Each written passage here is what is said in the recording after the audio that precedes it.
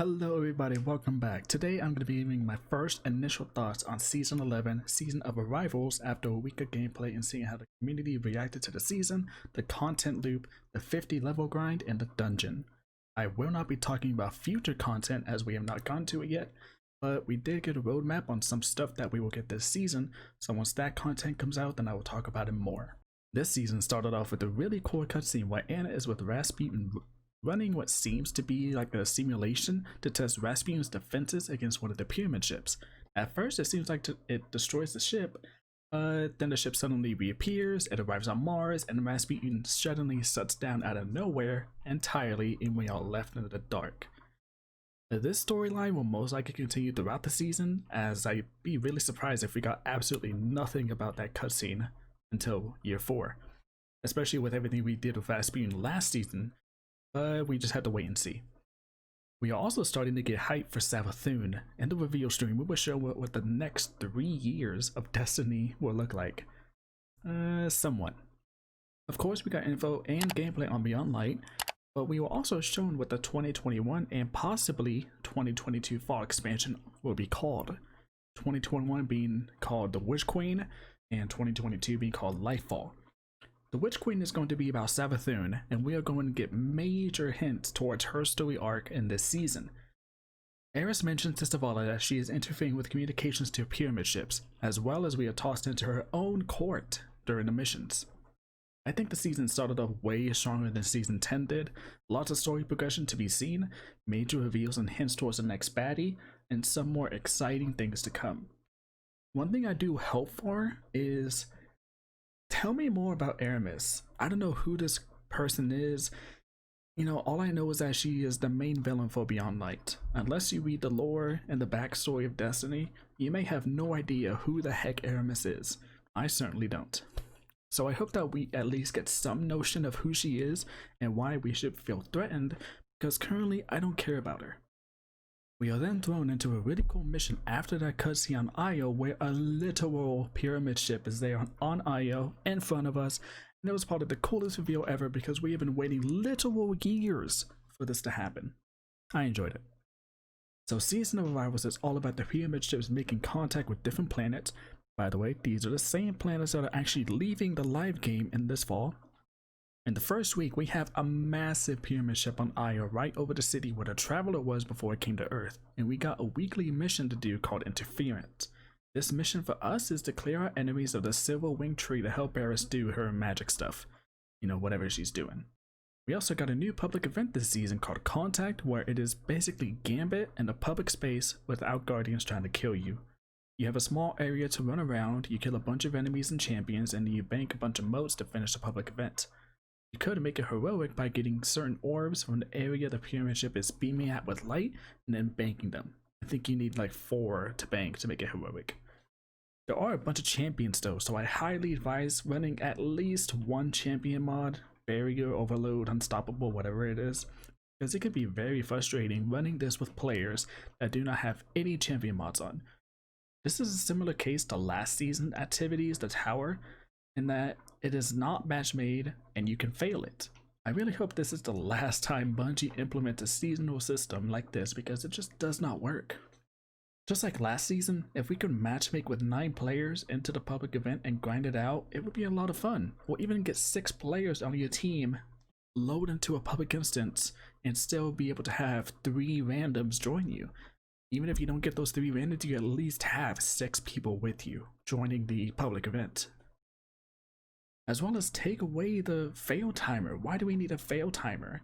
It's not enjoyable being on a timer where you could clutch the event if you're like the last one alive, or if like the boss is barely any health and everyone's dead. You know, we need those hero moments. This is also a big problem inside of the raids. You know, how many times do we lose a battle or somebody can't clutch up to kill the boss because of a timer? Of all things, a timer. I would much rather clutch something like the Vault and the Last Wish, or kill the Harpy as the last one alive in Garden instead of losing to a revive timer. I hope that gets fixed in the future. We also have some new engrams this season called Unborn engrams. They contain past seasonal weapons and armor and can be focused to lower the loot pool so you can target more specific pieces of armor or weapons with this season's currency. You decrypt these engrams at the Drifter using the Unported decoder and the Prismatic Recaster. I have made a video about on how to use those specific mechanics within the season if you're gonna go check it out. I think these engrams are actually pretty good, but there are some major problems with this system currently. When using the Recaster, if you focus your engram to be a piece of armor, it usually gives you a powerful drop instead of the light level that it shows it to be. This could either be a bug, or it could be intentional, but the game is just not showing it in its proper state.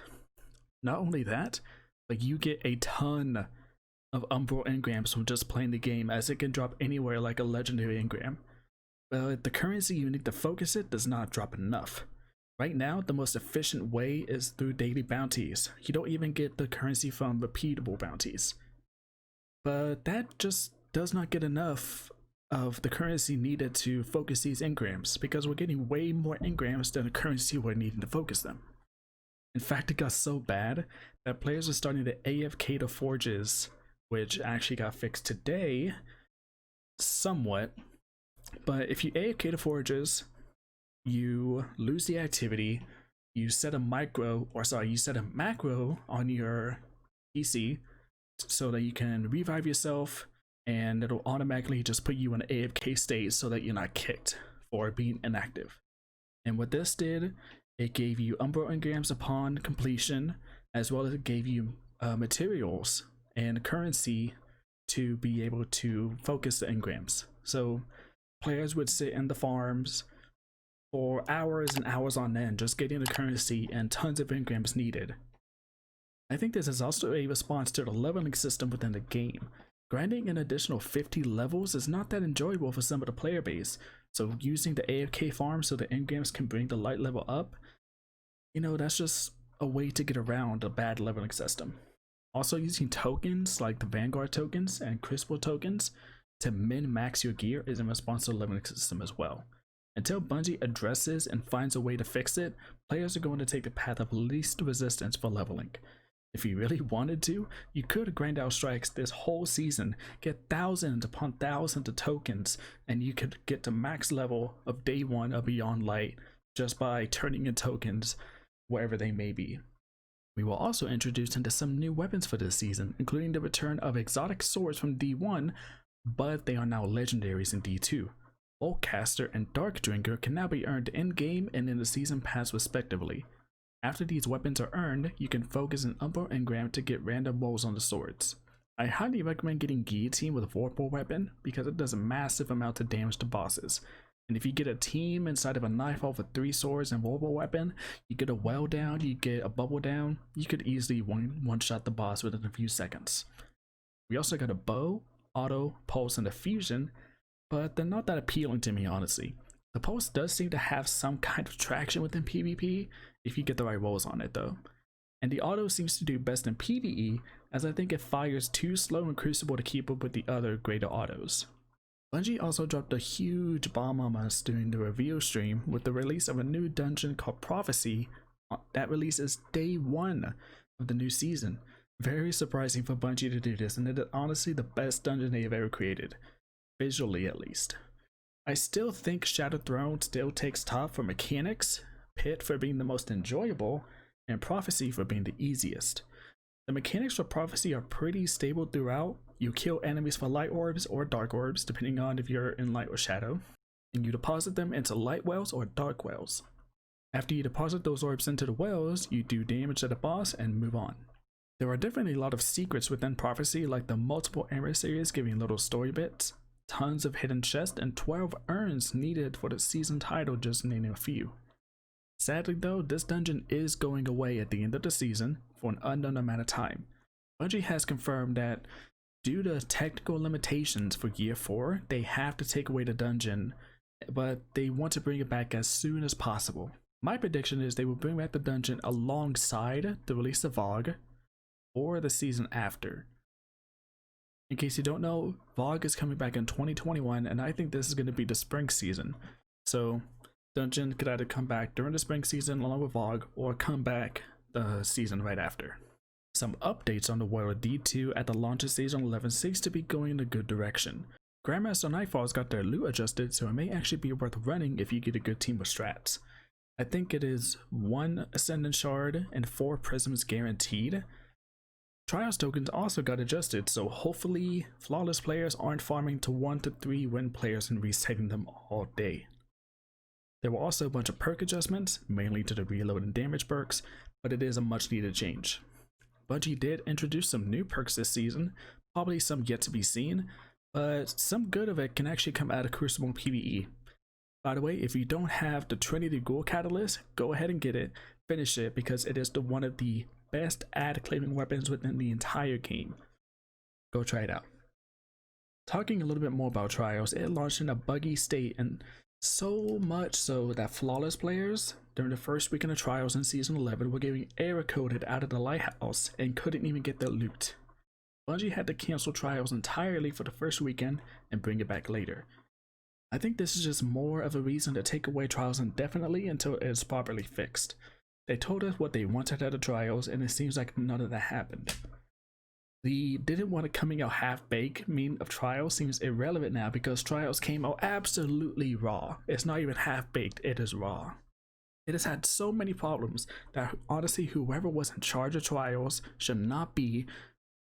They need to get someone new on Trials, they need to take out of the game, fix it up, and bring it back later on.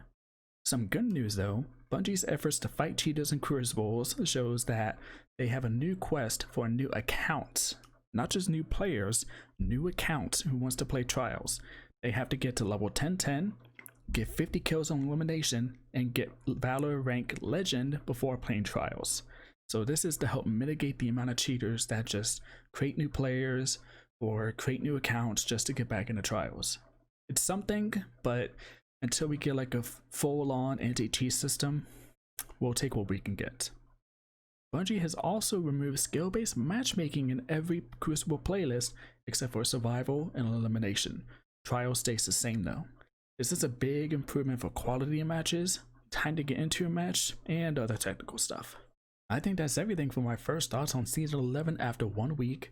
We seem to be on a stronger start than Season 10, although some problems still persist. The game is going in a better direction though.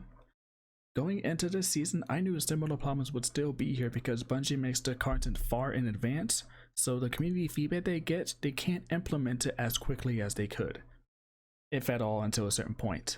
That is why a lot of the community feedback is happening in Year 4.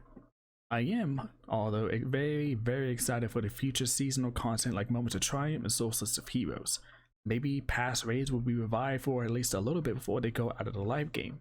In case you don't know, at the start of Year 4, the only raids that will be in the game will be Last Wish, Garden of Salvation, and the new Beyond Light raid. Vault of Glass will be coming later in 2021, as well as the planets that the pyramid ships will appear on during the season will be leaving the live game in Year 4. This includes every activity like story missions, lost sectors, raids, etc.